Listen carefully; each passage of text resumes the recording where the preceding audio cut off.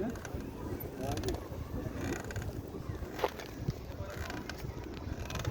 İyi spor yaptık ama. Akşama var ya her yerimize kramplar girebilir. Acur o ne lan? Ya şu sapıkmış, bastırayım bile. Ya abi 5. viteste bisiklet kullanıyor. Gelmesin mi? Aa! Arkadaşı yok.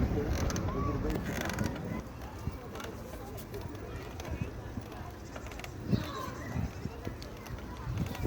Şimdi çekmeye bağlayacaktık mı?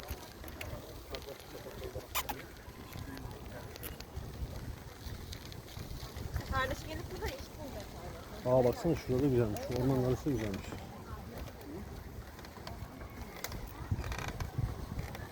Burası böyle kılıklanıyor mu? Şey kadar böyle.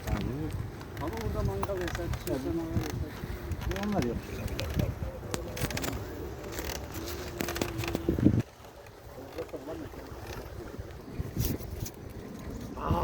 Nasıl dönüyor lan koca? Nasıl koordinat yapıyor?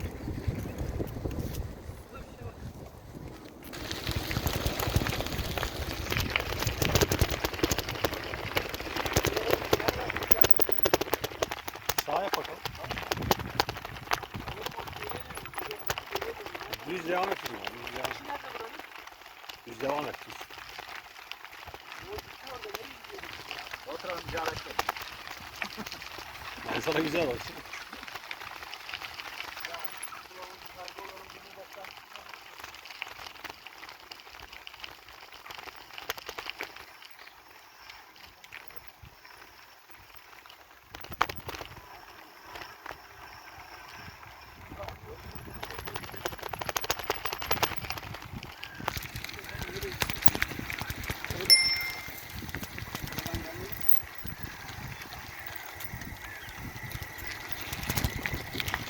Bunun bir de çıkışı var ha.